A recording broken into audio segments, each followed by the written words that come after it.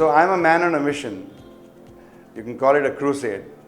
It all started about 5 years ago when I decided to dedicate myself to serving the community. And since I don't have as deep pockets as Warren Buffett or Azim Premji, I said I can devote my time and energy towards shaking up or positively disrupting the education scene in India. And thus started my 5-year-old arduous, painstaking journey towards creating a comprehensive, contextual, real-world problem solution-oriented STEM curriculum.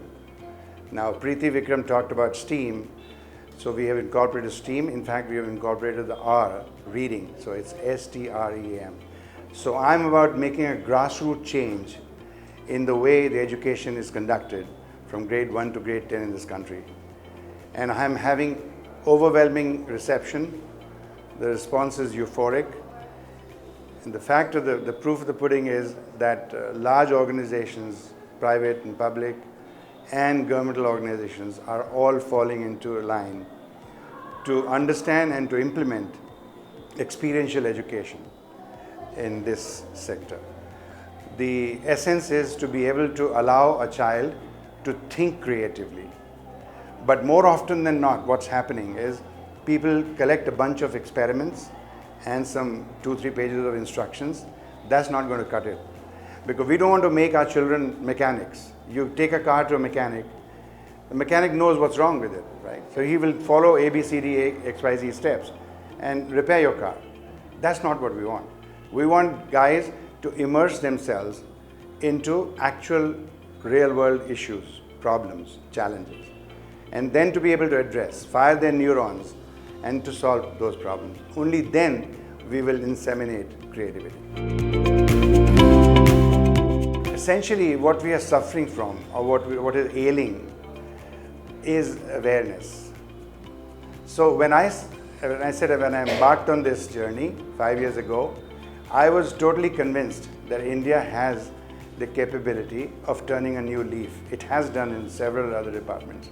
I remember 30 years ago, for just getting a telephone connection, I used to be running pillar to post. And today you don't need one, right? Same Delhi Metro. They say Indians cannot keep themselves clean. Well, I'm so proud of Delhi Metro. I've just traveled once or twice with it.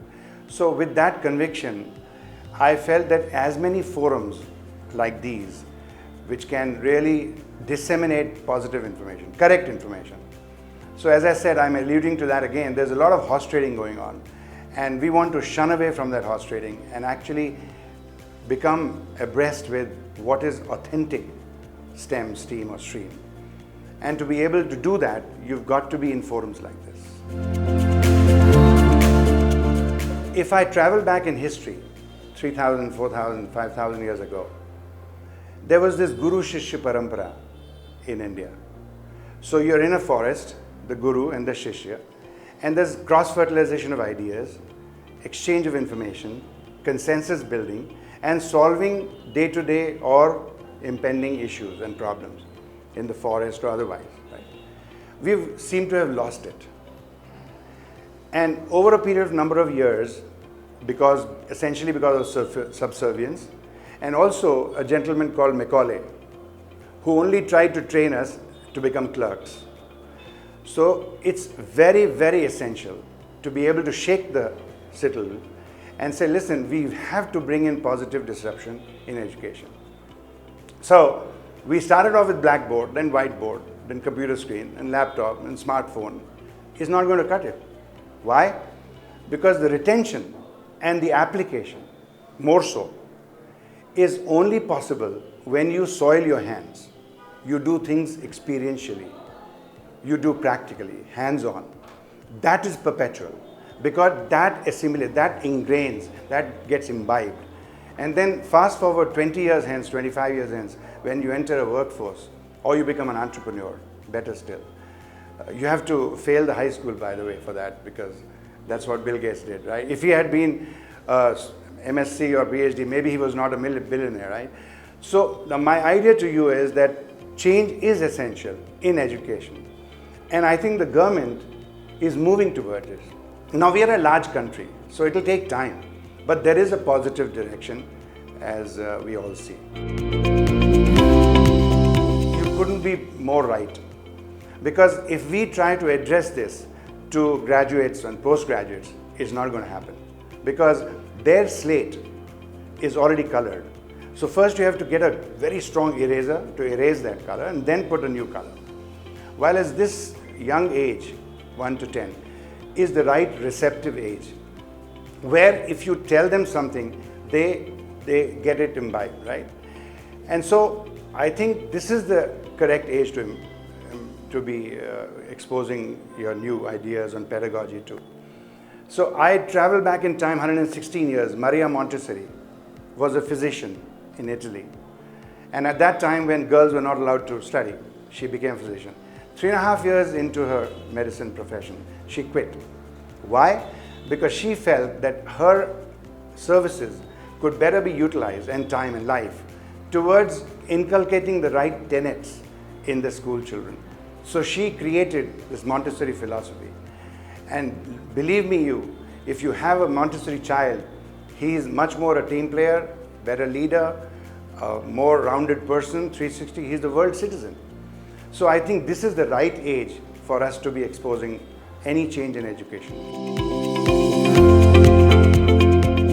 So there are 4 stakeholders in this game of education, or this entire thing. You have the parents, you have the teachers, you have the children, and you have the school management, the principal, the owners. The most important stakeholders in this are the teachers. Because I feel until the teachers buy into this, it's not going to cut it. Why? Because the proximity, the affinity of the students to the teachers are being idolized by children. The principal or the management may meet the children once in a blue moon. The parents, both of them working, and with this disintegration of joint family, nuclear families, sham ko thak thak aake aaye and they say, listen yaar, kaam karo apna, no time for you. So these teachers are the ones that need to be tuned into this new pedagogy of learning, right? Once they get it and they then become ambassadors to propagate this, that's the best thing to happen. So that is as far as the teachers are concerned. Now, when the principals and the ownership and the management is concerned, ironically in India, everything is about commerce, everything about business.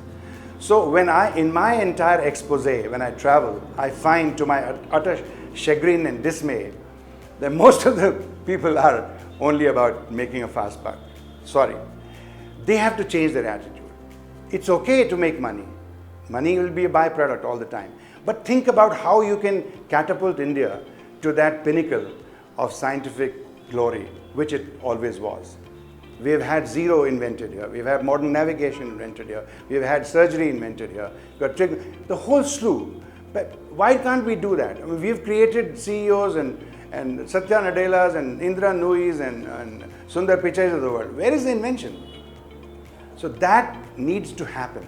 And that will happen only when the owners become conscientious that they have to lend themselves to this big revolution. Okay? That's where I come in. I'm shaking them up.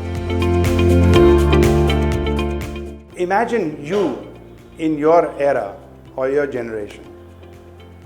Me. Jo maa baap ne keh diya, that's sacrosanct. Today's child is independent.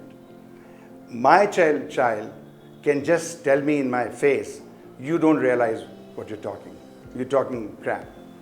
So I think we have to cash in on this demographic dividend, as Pradhan Mantri says, or independent of thought, and tell the child, hey, listen, find your own space. So there's something called interest and another thing called aptitude. If we combine this, allow the child to explore and see where he or she will have a finesse, will have a chance of being or pursuing excellence, I think that's what we need to do. So my message to the parents is, leave them alone. Encourage inquiry, because inquiry is missing here. You have to encourage more inquiry. No question is good or bad.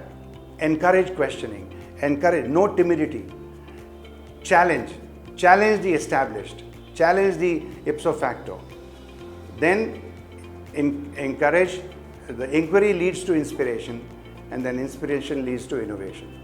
So you have to understand, the second thing that I want to say is, there should be an all-round endeavor to transform a traditional Indian classroom into an innovation lab. It can happen. I'm doing it.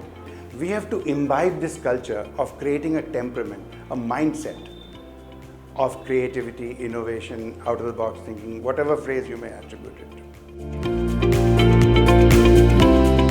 What they must partake in is that whenever there is an event anywhere in the country, they must go as representatives, even if they are not the organizers. They must go and share their beliefs, their learnings from this conference.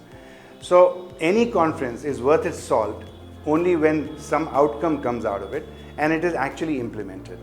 So my message to whoever is the organizer is, hey, assimilate everything that happens in the 2 days that we are there, and then implement it so that when the next conference happens, they can give a rundown as to, hey, this is what transpired from the last conference, and also go to other forums and present.